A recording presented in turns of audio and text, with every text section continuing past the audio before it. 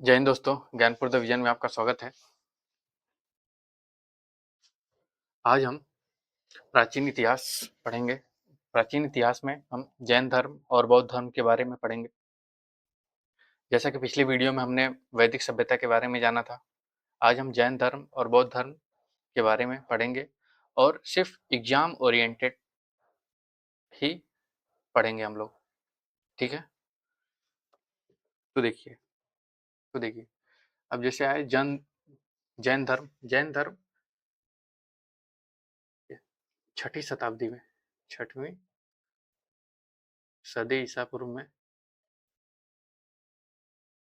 ईसा पूर्व में इसका ये इस संप्रदाय का उद्भव हुआ।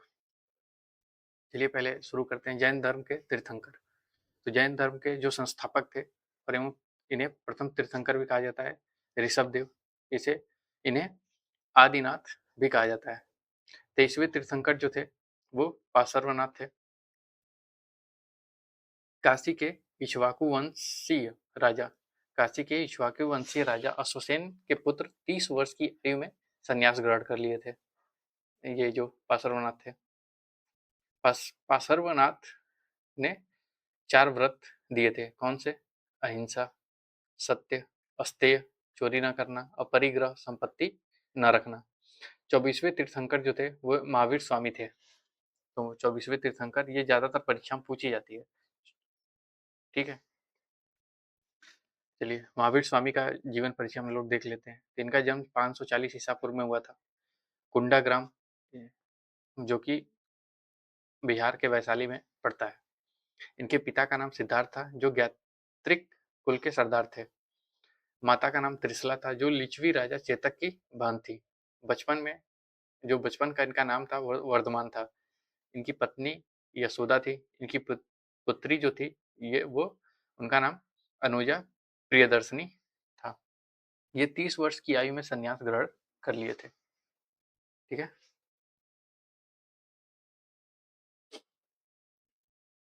देखिए माता पिता की मृत्यु के बाद बड़े भाई जो नंदीवर्धन थे उनसे अनुमति लेकर इन्होंने संन्यास ग्रहण किया था। तो इन्होंने, अगर पेपर में आता है कि संन्यास ग्रहण, ज़्यादातर ये चीज़ें नहीं पता रहती है लोगों को कि उन्होंने संन्यास ग्रहण किनसे पूछकर किया था, किसकी अनुमति से किया था। चलिए इनकी तपस्या और कैवल्य ज्ञान देख लेते हैं। तो 12 वर्ष की कठोर तपस्या के बाद इन्होंने ऋजुपालिका नदी के तट पर साल वृक्ष के नीचे कैवल्य प्राप्त किया था। वो जो कि स्थान था, वो स्थान का नाम था जृंभिका ग्राम के समीप में। अब कैवल्य प्राप्त करने के बाद इनको 3 उपाधियां दी गई थी: निर्ग्रंथ, बंधनहीन, जिन विजेता कहा गया। इनको अरहत पूज्य कहा गया। ठीक है, अरहत एवं पूज्य कहा गया, जिसका अरहत का अर्थ हुआ पूज्य। ठीक है,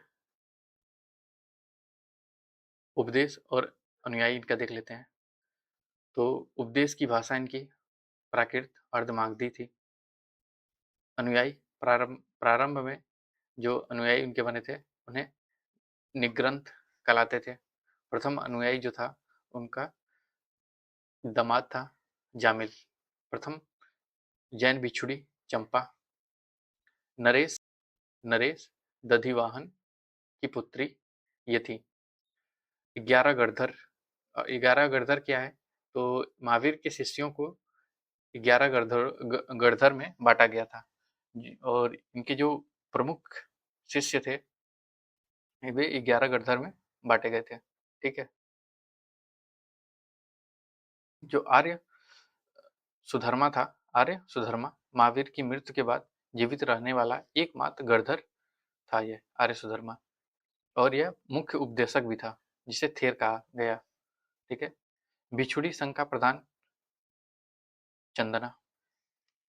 तो जो भिक्षुणी संघ की प्रधान थी वो चंदना कहा गया, चंदना थी। जो भिक्षुणी संघ की प्रधान थी वो चंदना थी। ठीक है, चलिए अब जैन धर्म का विभाजन हुआ था, कैसे हुआ था ये देखते हैं। तो लगभग 300 ईसा पूर्व में पूर्व मगध में 12 वर्षों का भीषण काल आया था। ठीक है, तो भद्रबाहु अपने शिष्यों के साथ कर्नाटक चले गए थे और जो स्थूलभद्र थे वो मगध में ही रह गए थे। फिर भद्रबाहु जब लौटे, दोनों के बीच में मतभेद होने लगा और जैन धर्म का विभाजन होने लगा। ठीक है, अब जब विभाजन हुआ तो दो संप्रदायों में ये बट गए। तो पहला जो संप्रदाय था वह श्वेतांबर कहलाए और दूसरा दिगंबर कहलाए। तो श्वेतांबर जो थे स्थूलभद्र के अनुयायी थे। ठीक है, जो श्वेत वस्त्र धारण करने वाले थे। भद्रबाहु के अनुयायी थे दिगंबर, जो नग्न रहते थे, ये वस्त्र धारण नहीं करते थे। जैन धर्म के त्रिरत्न क्या है? तो सम्यक दर्शन, जिसका अर्थ हुआ सही विश्वास, सम्यक ज्ञान मतलब सही ज्ञान हो, सम्यक आचरण सही आचरण होना चाहिए। ठीक है, ये तीनों देखो, एक विद्यार्थी के अंदर ये तीनों होना चाहिए। अपने लक्ष्य के प्रति विश्वास भी होना चाहिए। ठीक है, और अपने लक्ष्य को पाने के लिए आपको पढ़ाई करनी पड़ेगी, ज्ञान भी होना चाहिए और एक अच्छा आचरण होना चाहिए। ठीक है, तो ये जैन धर्म का जो तीन रत्न है वो हर एक व्यक्ति के अंदर होना चाहिए। ठीक, तो 5 महाव्रत हैं इनके। पहला है अहिंसा, सत्य, अस्तेय, अपरिग्रह और ब्रह्मचर्य। ये इनके 5 महाव्रत हैं जैन धर्म के।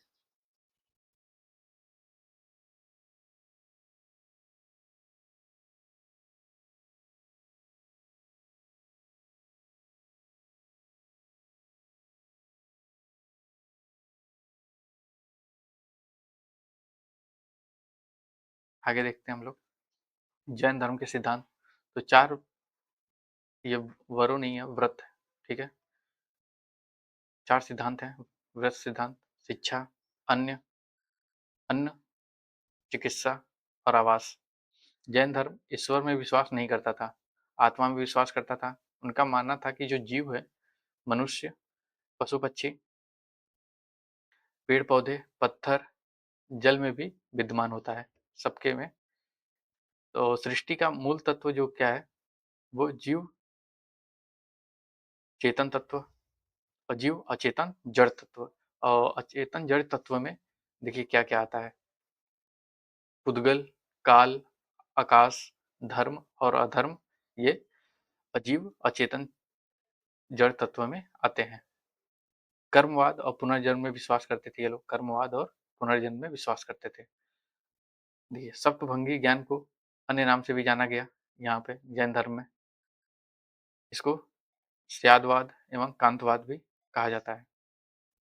जैन धर्म में जैन धर्म ने अपने आध्यात्मिक विचार सांख्य दर्शन से ग्रहण किया है। जैन धर्म जो अपना आध्यात्मिक विचार है वो किस दर्शन से ग्रहण किया है? तो सांख्य दर्शन से। अब देखते हैं कि जैन धर्म को मानने वाले प्रमुख शासक कौन थे। तो उदयनी, वंद राजा, चंद्रगुप्त मौर्य, कलिंग नरेश खारवेल,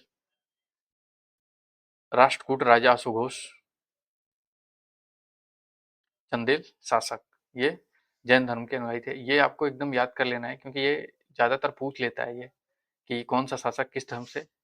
ये आपको किसी भी एग्जाम में ये पूछ सकता है, एंट्रेंस में भी पूछ सकता है या फिर कोई भी कंपटीशन में ये ज्यादातर पूछते जाते हैं।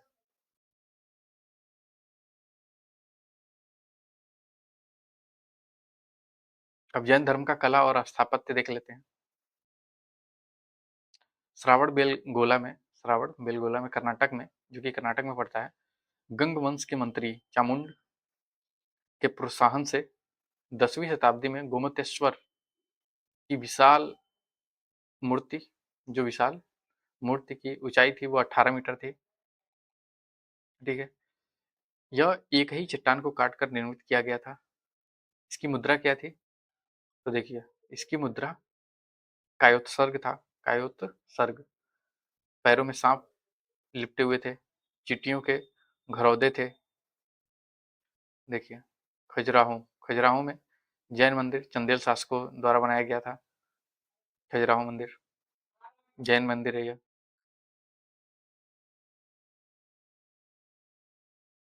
सित्तन वासल गुफाएं, सित्तन वासल गुफाएं पुदुकोट्टई तमिलनाडु में पड़ता है, जो कि ये भी जैन मंदिर है, जो कि ये भी जैन गुफा है। सीतन सीतन वासल गुफाएं, यह पुदुकोट्टई तमिलनाडु में पड़ता है। मथुरा मरुत्तर काल में जैन धर्म का प्रमुख केंद्र था। तो मरुत्तर काल में जैन धर्म का प्रमुख केंद्र मथुरा था। मथुरा कला का संबंध जैन धर्म से है। अब ग्रंथ और निर्वाण देख लेते हैं। तो कल्पसूत्र जैन तीर्थंकरों की जीवनी इसी में लिखी गई है, ठीक है। इसके रचयिता भद्रबाहु थे। महावीर स्वामी का निर्वाण 72 वर्ष की आयु में हुआ था। और किस वर्ष हुआ था? 468 ईसा पूर्व में हुआ था इनका। और पावापुर पावापुरी राजगिरी बिहार में हुआ था। और जो वहाँ पे कहाँ पे हुआ था, जहाँ पे है, तो मल्ल राजा सृष्टिपाल के राजप्रसाद में हुआ था। मल्ल राजा सृष्टिपाल के राजप्रसाद में हुआ था, ठीक है, इनका निर्वाण, ठीक है। इनका आ जाए कि निर्वाण किस ग्रंथ में है और इनकी जीवनी क्या है, तो कल्पसूत्र में, ठीक। अब आगे देखते हैं। तो देखिए, अब प्रमुख जैन तीर्थंकरों और उनके प्रतीक देख लेते हैं हम लोग। तो देखिए, ऋषभ देव प्रथम जैन तीर्थंकर थे और इनका प्रतीक चिन्ह था सांड। अजीत नाथ द्वितीय थे, इनका प्रतीक था हाथी। दूसरे थे संभव तृतीय, तीसरे थे ये संभव, इनका प्रतीक था घोड़ा। देखिए, और सातवें जो थे संपार्श्व, और इनका प्रतीक चिन्ह था स्वास्तिक। 16वें थे शांति, 16वें थे शांति और इनका प्रतीक चिन्ह था हिरण। अरनाथ 18वां थे, इनका प्रतीक चिन्ह था मीन। नामी 21वें थे, इनका प्रतीक चिन्ह था नीलकमल। अरिष्ट नेमी 22वें थे, इनका प्रतीक चिन्ह था शंख। पार्श्व 23वें थे, इनका प्रतीक चिन्ह था सर्प। महावीर 24वें थे, इनका प्रतीक चिन्ह था सिंह, ठीक है। ये प्रतीक चिन्ह ज्यादातर पूछ लिए जाते हैं, ये भी आपको देखिए याद कैसे करना है। तो आप सुबह उठिए 5 बजे या फिर 4 बजे, और जितने भी आप लेक्चर देख रहे हैं, या तो नोट्स बनाइए, नहीं तो इसका पीडीएफ आपको डिस्क्रिप्शन में लिंक दिया है, टेलीग्राम पे मेरे मिल जाएगा, वहां से आप डाउनलोड कर सकते हैं और इसको डेली सुबह उठ के याद कर लीजिए। एक बार एक दिन जैन धर्म याद कर लीजिए, दूसरे दिन बौद्ध धर्म याद कर लीजिए, ठीक है। अब जैन धर्म के हम संगीतियां देख लेते हैं। देखिए ये, तो देखिए प्रथम जो हुआ था वो 322 ईसा पूर्व में हुआ था, और कुछ स्रोतों में आपको 300 ईसा पूर्व भी दिख जाता है। और कहाँ हुआ था? तो पाटलिपुत्र बिहार में हुआ था। इसके अध्यक्ष स्थूलभद्र थे। और इसमें क्या हुआ था कि बिखरे जो बिखरे एवं लुप्त ग्रंथों का संचयन हुआ था, और 12 अंगों का संकलन हुआ था, और जैन धर्म को 2 संप्रदायों में विभाजन इसी संगीतियां की वजह से हुआ था। श्वेतांबर और दिगंबर में विभाजित किया गया था, प्रथम जो सम्मेलन हुआ था। और दूसरा जो सम्मेलन हुआ था वो 513 ईस्वी में, या कई जगह 526 ईसा ईस्वी भी बोला जाता है। तो कहाँ हुआ था ये? बल्लभी गुजरात में हुआ था। देवर्दी क्षमा सरोवर इसके अध्यक्ष थे। और कुल 11 अंगों को लिपिबद्ध किया गया था इस सम्मेलन में, ठीक है। चलिए, बौद्ध धर्म जैन धर्म समाप्त हुआ। अब हम बौद्ध धर्म के बारे में देखते हैं। शताब्दी ईसा पूर्व के लगभग ये भी संप्रदाय का उद्भव हुआ था, ये दोनों। तो बौद्ध धर्म के संस्थापक गौतम बुद्ध थे। गौतम बुद्ध को एशिया का ज्योतिष पुंज कहा जाता है, लाइट ऑफ एशिया इन्हीं को कहा जाता है, ठीक है। गौतम बुद्ध का जन्म और इनका परिवार देख लेते हैं। तो इनका जन्म 563 ईसा पूर्व में हुआ था। जन्म स्थान इनका, तो यह कपिल वस्तु के समीप लुम्बिनी में हुआ था। इनके पिता शुद्धोधन जो शाक्यगढ़ के मुखिया थे।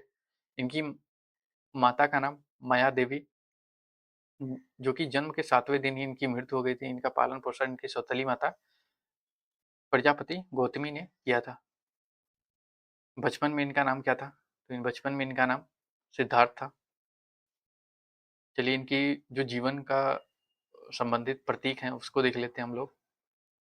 तो देखिए, जन्म जन्म का प्रतीक क्या है? तो कमल एवं षाढ़। गृह त्याग का प्रतीक क्या है? घोड़ा। ज्ञान का प्रतीक क्या है? पीपल, बोधि वृक्ष। प्रथम उपदेश चक्र, निर्वाण पदचिन्ह, मृत्यु स्तूप। ये सब चीजें याद रहनी चाहिए, आप लोग एकदम रट डालिए इसको। आप किसी भी चीज की एग्जाम देंगे आपको ये सब पूछे जाते ही जाते हैं।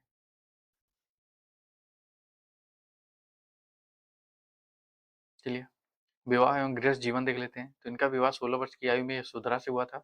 इनके पुत्र का नाम क्या था? राहुल। इन्होंने 4 दृश्य देखा था, उसके बाद से इन्होंने संन्यास ले लिया, गृह त्याग दिया। तो क्या वो कौन दृश्य था? तो पहला तो उन्होंने जो कपिलवस्तु में वो भ्रमण कर रहे थे, उस समय उन्होंने क्या देखा? एक वृद्ध व्यक्ति को देखा, फिर रोगी को देखा, फिर एक शव को देखा, फिर एक सन्यासी को देखा। इन इनसे व्यथित होकर उन्होंने 29 वर्ष की आयु में गृह त्याग दिया। ठीक है, इसे ही महाभिनिषी क्रमण कहा जाता है। ज्ञान की खोज एवं गुरु इनका देख लेते हैं। तो अलार कलाम वैशाली सिद्धार्थ के प्रथम गुरु थे। इनसे इन्होंने सांख्य दर्शन और शून्य का ज्ञान प्राप्त हुआ। रुद्रक रामपुत रुद्रक रामपुत जो कि राजगीर में मिले थे, इनसे इनको योग का ज्ञान प्राप्त हुआ। ठीक है,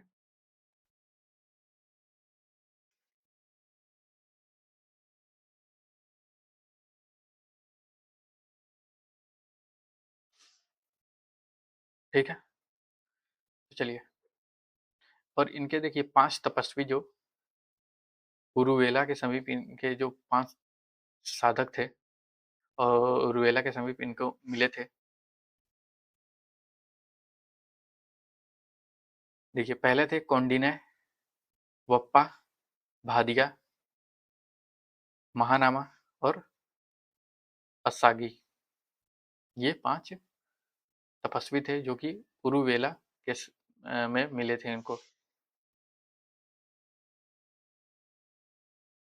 चलिए, ज्ञान प्राप्ति वो देखते हैं इनको। तो 6 वर्षों की कठोर तपस्या के बाद 35 वर्ष की आयु में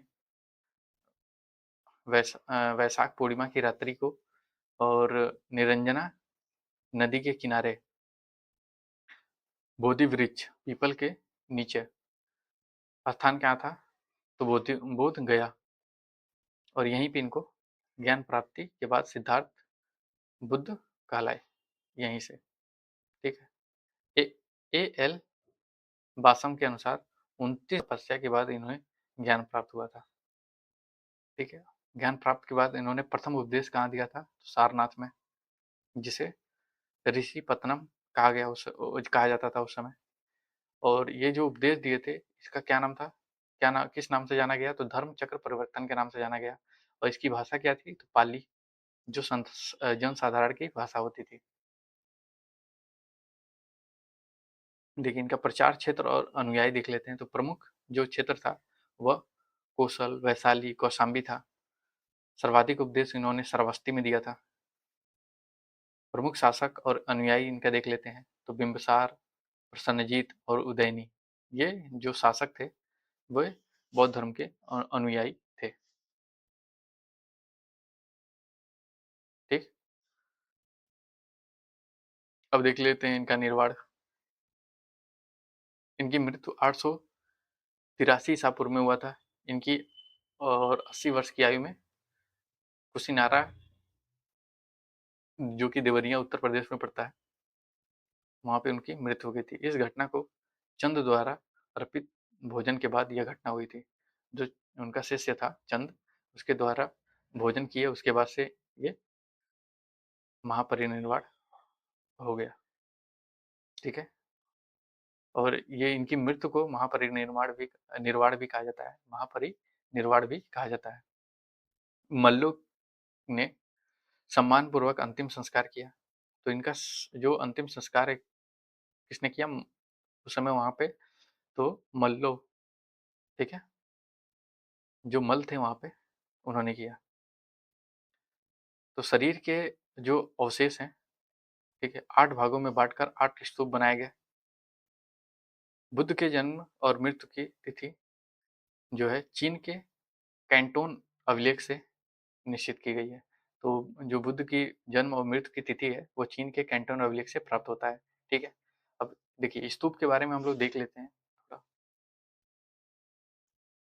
देखिए स्तूप, देखिए जो 8 स्तूप थे इनको 5 श्रेणियों में वर्गीकृत किया गया। तो पहला है, देखिए, अवशेष स्तूप, जिसमें बुद्ध और अन्य धार्मिक व्यक्तियों के अवशेष हैं, जो कि सांची स्तूप कहा जाता है, सांची स्तूप में है, जैसे सांची स्तूप है।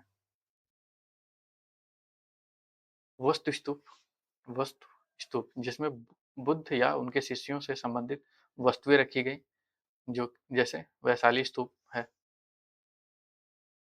स्मारक स्तूप, जो बुद्ध और शिष्यों के जीवन की घटनाओं को याद करने के लिए बनाए गए, जैसे श्रीलंका के अनुराधापुर का स्तूप है। प्रतीकात्मक स्तूप, प्रतीकात्मक स्तूप का मतलब है जो बौद्ध धर्मशास्त्र के विभिन्न पहलुओं के प्रतीकों के लिए बनाए गए थे, जैसे लेह स्तूप है। मन्नत स्तूप, जो यात्राओं के उपलक्ष्य में या आध्यात्मिक लाभ प्राप्त करने के लिए बनाए गए, यात्राओं के उपलक्ष्य में और आध्यात्मिक लाभ प्राप्त करने के लिए बनाए गए, ठीक है। अब स्तूप के बारे में हम लोग आगे थोड़ा सा फैक्ट देख लेते हैं। तो देखिए, अशोक द्वारा बनाए गए स्तूपों में सबसे प्रसिद्ध मध्य प्रदेश का सांची स्तूप है। उत्तर प्रदेश के पिपराहवा का स्तूप सबसे प्राचीन स्तूप है बौद्ध धर्म का। स्तूप आमतौर पे अवशेषों का निक्षेपागार होता था उस समय। बौद्ध परंपराओं में स्तूप एक संकल्प अर्पित या स्मारक संरचना होती थी। चलिए हम आगे देखते हैं। ये स्तूप हो गए। चलिए हम बौद्ध ग्रंथ और त्रिपिटक देखते हैं।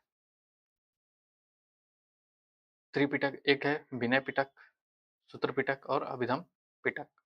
इनकी भाषा क्या थी? पाली। तो देखिए थेरवाद की पाली और त्रिपिटक सबसे प्राचीन है, ठीक है। पिटकों का विषय क्या था? तो देखिए विनय पिटक संघ के नियम, अनुशासन और प्रायश्चित विनय पिटक में मिलता है। सूत्र पिटक में बुद्ध के उपदेश, संवाद शैली इसी में मिलता है। अभिधम पिटक में दर्शन की विवेचना, सूचियां, प्रश्नोत्तरी जैसे चीजें अभिधम पिटक में उपलब्ध है, ठीक है। ये देख लिया हम लोग स्तूप। अब आगे देखते हैं। तो देखिए पहली बार पाली त्रिपिटक प्रथम शताब्दी ईसा पूर्व में श्रीलंका के राजा वतगामिनी वतगामिनी के संरक्षण में लिपिबद्ध किए गए थे। तो पहली बार जो त्रिपिटक है प्रथम शताब्दी में श्रीलंका के राजा वतगामिनी के संरक्षण में लिपिबद्ध किए गए थे, ठीक है। सूत्र पिटक के 5 निकाय, तो देखिए कौन कौन से हैं।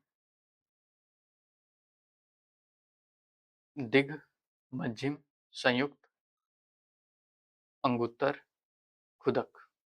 तो देखिए जो जन्म से जुड़ी जो जातक कथाएं हैं वो खुदक निकाय में मिलती हैं। खुदक निकाय खुदक निकाय की प्रमुख रचनाएं कौन कौन सी हैं? तो देखिए धम्मपद, थेर गाथा, थेरी गाथा, ये तीनों हैं। बौद्ध दर्शन क्या है ये देख लेते हैं हम लोग। तो देखिए बौद्ध धर्म अनिश्वरवादी है। आत्मा की परिकल्पना नहीं है इसमें, आत्मा की परिकल्पना नहीं की गई है। पुनर्जन्म में विश्वास रखता है। तृष्णा के क्षय को निर्वाण कहा गया, तृष्णा के क्षय को निर्वाण कहा गया। तो जो बुद्ध का व्यक्तित्व है वो बहुत ही अद्भुत है। उन्होंने बोला है कि प्रेम से तृष्णा को खत्म किया जा सकता है, भलाई से बुराई को खत्म किया जा सकता है, ठीक है। तो उनका व्यक्तित्व तो बहुत ही शांत स्वभाव का था, ठीक है। एक एक कहानी है उनके व्यक्तित्व के बारे में, हम बता देते हैं। एक बार एक व्यक्ति ने किसी कारणवश, अब जो मान लीजिए इन सब का विचार रखेगा, जाहिर सी बात है कि गाली देते होंगे उस समय के लोग। तो एक बार एक व्यक्ति ने उनको गाली दिया, ठीक है, गाली दिया, बहुत ज़्यादा गाली दिया, ठीक। तो बुद्ध ने उस व्यक्ति से, जब गाली खत्म हो गया देना उसका, तो बुद्ध ने कहा उस व्यक्ति से कि वत्स, अगर आप किसी को भिक्षा दे रहे हैं या फिर कुछ चीजें दे रहे हैं, अगर वो आदमी नहीं लेता है, ठीक है, तो वो भिक्षा या फिर वो दान किसके पास रहता है? तो उस आदमी ने बोला कि वो तो उसी व्यक्ति के पास रह जाएगा। मान लीजिए आपने किसी को दिया, वो नहीं लिया, तो वो आपके पास ही रहेगा। तो बुद्ध ने कहा कि जो आपने गालियां दी है वो मैंने ग्रहण नहीं की। तो इसका मतलब क्या हुआ कि वो गालियां उसके पास रह गई। ये बुद्ध ने कहा था, ठीक है। एक एक छोटी कहानी थी। चलिए आगे हम देखते हैं। विश्व दुखों से भरा हुआ है। बुद्ध ने कहा है कि विश्व जो है दुखों से भरा है, और ये जो शब्द है वो कहाँ से लिए थे? उपनिषद से ग्रहण किया था। अनुयायियों के प्रकार इनका देख लेते हैं। तो भिक्षुक जो सन्यासी प्रचारक थे, उपासक जो गृहस्थ अनुयायी थे, ठीक है। जो वरिष्ठ साध्वी थी, उनका नाम था थेरी, कहा गया। संघ में प्रवेश को उपसंपदा कहा गया, ठीक है। जो संघ में प्रवेश को उपसंपदा कहा गया, और इसकी न्यूनतम आयु थी 15 वर्ष। 15 वर्ष तक आप उसमें ले सकते थे, 15 वर्ष से, ठीक है। अब चलिए बौद्ध धर्म के त्रिरत्न जो है कौन कौन है, तो देखिए बुद्ध, धम्म, संघ, ये त्रिरत्न है, ठीक है। अभी पीछे हमने जैन धर्म का त्रिरत्न बताया है। अब कमेंट करके बताइए क्या मैंने बताया है। तो देखिए बौद्ध संप्रदाय, चतुर्थ बौद्ध संगीत के बाद बौद्ध धर्म का विभाजन हुआ एक हीनयान और महायान। हीनयान का आदर्श है रहत, और महायान का बोधिसत्व। इनके 4 आर्य सत्य हैं। पहला दुख, दुख समुदाय, दुख निरोध, और दुख निरोधगामिनी प्रतिपदा। इनका अष्टांगी मार्ग क्या है?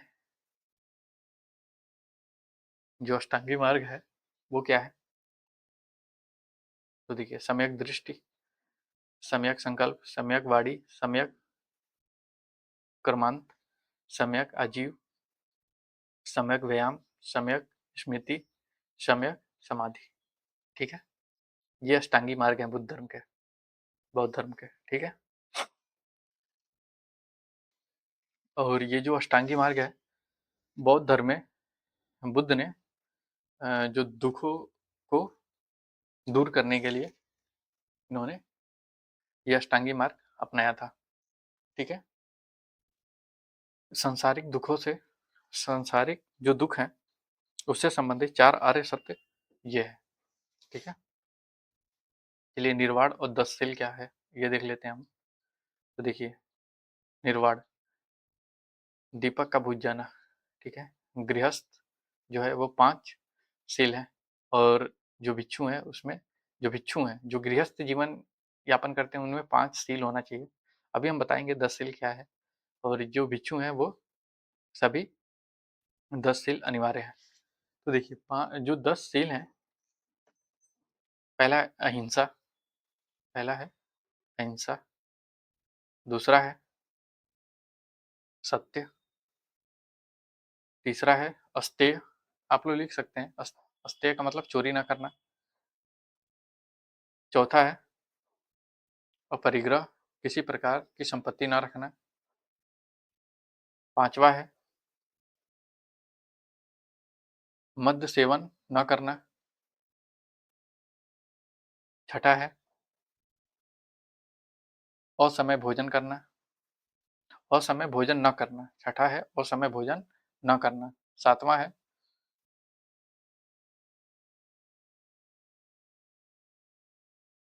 7वां क्या है? तो 7वां है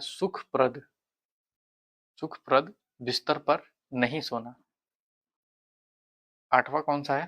तो 8वां है धन संचय न करना। 9वां कौन सा है? स्त्रियों से दूर रहना। ये विद्यार्थी जीवन का पहला ये लक्षण है।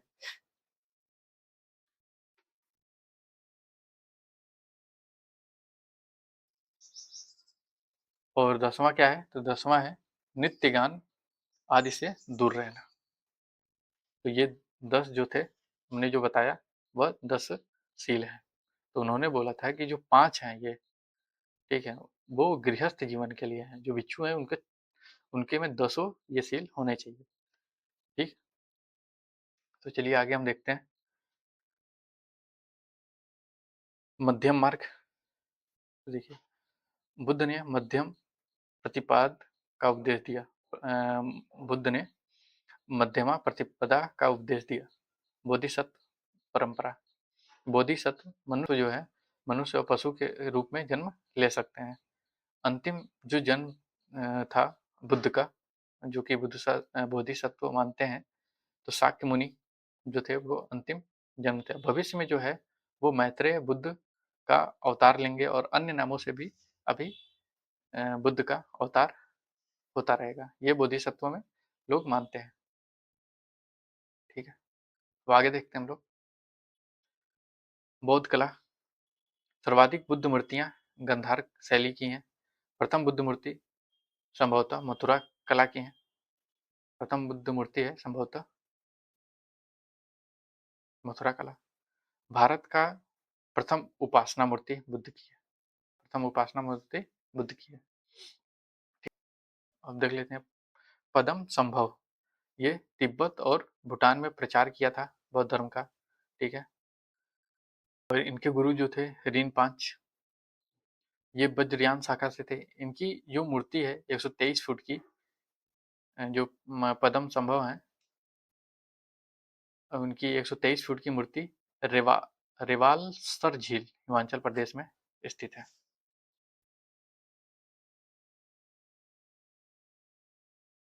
स्तूप कला देख लेते हैं। स्तूप वैदिक कालीन समाधान टीले होते थे। अशोक के काल में यह उत्कर्ष पे था। अशोक के काल में अशोक ने लगभग 84,000 स्तूप बनवाए थे। ठीक है, अब हम लोग बौद्ध संगीतियां देख लेते हैं। ये तो देखिए पहला पहला संगीति 883 ईसा पूर्व में हुआ था। राजगृह में हुआ था, सप्तपौड़ी गुफा में, सप्त सप्तपौड़ी गुफा के पास। इसके अध्यक्ष थे महाकश्यप, और उस समय जो तत्कालीन शासक था वो अजातशत्रु, जो कि हर्यक वंश का था। और इसमें क्या हुआ था कि बुद्ध के उपदेशों का संकलन सुत्त पिटक और विनय पिटक में किया गया था। द्वितीय संगीति 383 ईसा पूर्व में हुआ था। इसका स्थान था वैशाली। यह साबक मीर इसके अध्यक्ष थे। ठीक है, इसके अध्यक्ष कौन थे? साबक मीर। और जो उस समय तत्काल शासक थे कालाशोक, जो शिशुनाग वंश का था। देखिए कितने फैक्ट और कितने डाटा आपको प्राप्त किया जा रहा है। ये हर एक क्वेश्चन है, हर एक जो लाइन है वो क्वेश्चन है ये सब, और उत्तर भी है। भिक्षुओं के, देखिए इसमें क्या हुआ था कि इसकी विशेषता क्या थी, इसकी जो द्वितीय संगीति थी उसमें भिक्षुओं के मतभेद के कारण जो बौद्ध संघ का विभाजन हुआ था, स्थविर और महासंघिक महासंघिक। तृतीय संगीति 250 ईसा पूर्व में हुआ था, जो कि पाटलिपुत्र में, और मोगलीपुत्तिस मोगली मोगलीपुत्तिस इसके अध्यक्ष थे। और तत्कालीन जो शासक था अशोक था मौर्य वंश का। इसमें अभिधम पिटक का संकलन हुआ था, दार्शनिक सिद्धांत इसमें है। ठीक है। चतुर्थ संगीति चतुर्थ संगीति प्रथम शताब्दी ईसा पूर्व में हुआ था। प्रथम शताब्दी ईस्वी में हुआ था, ईसा पूर्व नहीं है। कुंडलवन में हुआ था, जो कि कश्मीर में पड़ता है। वसुमित्र इसके अध्यक्ष थे, अशोघोष इसके उपाध्यक्ष थे। कनिष्क के दरबार में हुआ था। कनिष्क उस समय शासक था कुषाण वंश का। बौद्ध धर्म का विभाजन हुआ था हीनयान और महायान में। तो ये है संगीति। तो 4 संगीति हुए थे। ये आपको एकदम याद कर लेना है, ये हर एक एग्जाम में भी पूछा जाता है। ठीक है। ये चारों संगीतों को याद कर लेना है आपको, संगीति की। ठीक है। अब आगे हम लोग देखते हैं। ये मैंने कटिंग एक लिया था, लेट हो रहा था पीपीटी बनाने में, इसलिए मैंने एक कटिंग ले लिया। तो देखिए, भारत के महत्वपूर्ण बौद्ध मठ। ठीक है। तो देखिए, प्रथम टोबो मठ। ये कहाँ पे? हिमाचल प्रदेश में है, तबो गांव में। नामग्याल मठ, यह हिमाचल प्रदेश में है, धर्मशाला के पास पड़ता है। हिमीस मठ लद्दाख में है। थिकसे मठ थिकसे मठ लद्दाख में है। सासुर मठ लाहौल स्पीति, जो कि हिमाचल प्रदेश में पड़ता है, हिमाचल प्रदेश राज्य में पड़ता है। मिंड्रालिंग मठ देहरादून में, जो कि उत्तराखंड में पड़ता है। रूम टेक मठ गंगटोक में है, जो कि सिक्किम में पड़ता है। तवांग मठ अरुणाचल प्रदेश में है। नाम ड्रालिंग नाम ड्रालिंग मठ मैसूर में है, जो कि कर्नाटक राज्य में पड़ता है। बोधि मंडा मठ बोध गया में है, जो कि बिहार में पड़ता है। ठीक है। तो ये हुआ आपका। अब आगे तो कुछ है नहीं। तो चलिए, इसी के साथ इस क्लास को यहीं पे समाप्त करते हैं। आई होप आपको सब कुछ समझ में आया होगा। अगर आपको याद नहीं हो रहा है तो आप कई बार वीडियो देख सकते हैं। और अगर आप नोट्स नहीं बनाना चाहते तो आप, डिस्क्रिप्शन में लिंक है टेलीग्राम का, मेरे टेलीग्राम चैनल से आप इसको डाउनलोड कर सकते हैं। ठीक है। चलिए, धन्यवाद।